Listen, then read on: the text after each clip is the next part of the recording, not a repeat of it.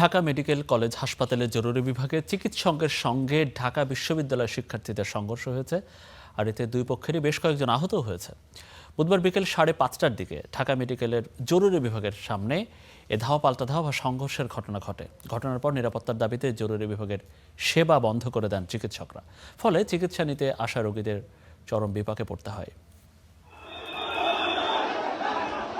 চিকিৎসকের সঙ্গে বিশ্ববিদ্যালয়ের শিক্ষার্থীদের সংঘর্ষের পর উত্তপ্ত ঢাকা মেডিকেল কলেজ হাসপাতাল। প্রত্যক্ষদর্শীরা জানান, বুধবার বিকেলে ঢাকা বিশ্ববিদ্যালয়ের এক শিক্ষার্থী চিকিৎসার জন্য ঢাকা মেডিকেলের জরুরি বিভাগে যান।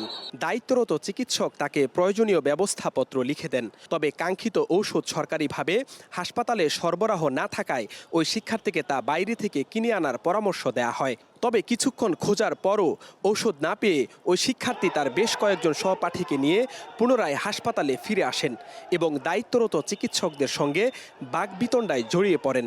ব্যাগ যে তারা আবার 150-200 পোলাপাইন নিয়ে আসে তারা আমাদের গেট ভাঙে, আমাদের গেট ভেঙে আমাদের বাকিদের উপর তারা হামলা করতে আসে। তখন আমরা স্টুডেন্টরা সেটা প্রতিরোধ করি। আজকে এই ঘটনায় বেশ কয়েকটা জায়গায় এটা নিউজ করা হয়েছে যে ডিউর পোলাপানকে আমরা মারছি, আমরা নাকি তাকে হাত দিয়েছি। ব্যবহারটা সেই রোগীর সাথে ব্যবহারটা করতে হবে, রোগী শুনে ব্যবহার করতে হবে। উনি ডাক্তার হয়ে গেছে, ঢাকা মেডিকেলের ডাক্তার, উনি পড়ছে বাংলাদেশের জনগণের টাকায়, উনি নিজের টাকা দিয়ে পড়ে নাই ঢাকা মেডিকেলে। অভিযোগ ওঠে, চিকিৎসকের লিখে দেওয়া ঔষধ বাইরে খুঁজে পাওয়া যায়নি। এই নিয়ে কথা কাটাকাটির এক পর্যায়ে শিক্ষার্থীরা চিকিৎসকের উপর চড়াও হলে দুপক্ষের মধ্যে সংঘর্ষ শুরু হয়। এরপর ওই দুজন যে স্টুডেন্ট আছে, উনি ডিউর স্টুডেন্ট, এখানে এসে আমাদের যে ডাক্তারটা ওষুধ লিখে দিয়েছেন ওনাকে তুই তো গাড়ি শুরু করেছেন, কি ওষুধ লিখে দিছিস, এখানে কোনো জায়গায় পাইতেছি না। আমরা আসলে কোনো ঝামেলা চাই না বা আমরা ঝামেলা করার জন্য আসিওনি। আমরা চেয়েছিলাম সুষ্ঠু একটা বিচার এবং যেন সুন্দরভাবে তদন্ত হয়, এটা আমরা চেয়েছিলাম। সংঘর্ষের খবর ছড়িয়ে পড়লে হাসপাতালের ইন্টার্ন চিকিৎসকরা কর্মবিরতির ডাক দেন এবং নিরাপত্তার কারণ দেখিয়ে জরুরি বিভাগের সেবা বন্ধ করে দেন। এতে চরম ভোগান্তিতে পড়েন রোগীরা। আমি ময়মনসিংহ মেডিকেল থেকে রেফার করে এখানে পাঠাইছি।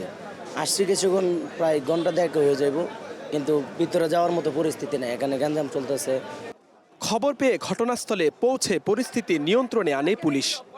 ঢাকা বিশ্ববিদ্যালয়ের এই স্টুডেন্টরা এখানে চিকিৎসা নিতে আসছিল, অসুস্থ ছিল, সামান্য অসুস্থ ছিল, পরে চিকিৎসা নিতে আসছে। চিকিৎসা নেওয়ার এক খাতিরে কথার পারপাসে বলছিল যে আমাকে একটা দিয়ে দেন, ওষুধটা চেঞ্জ করে দেন।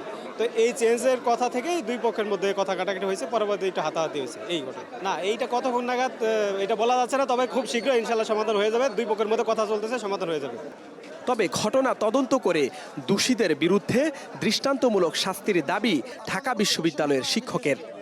সম্ভবত দুইজন খুব কি হয়েছে, মেজর ইনজুরি এদিকে, আর বাকিরা হালকা ইনজুরি হয়েছে। যে ছেলেটা ইনজুরি হয়েছে ও হচ্ছে 3য় বর্ষের শিক্ষার্থী, উদ্ভিদ বিজ্ঞান বিভাগের। তদন্ত কমিটি অবশ্যই এখানে তদন্ত কমিটির ব্যাপারে আলোচনা হচ্ছে। হামলার সুষ্ঠু বিচার এবং কর্মস্থলের পূর্ণ নিরাপত্তা নিশ্চিত না হওয়া পর্যন্ত জরুরি সেবা চালু না করার ঘোষণা দিয়েছেন চিকিৎসকরা। Jisan Ahmed, star news, Dhaka.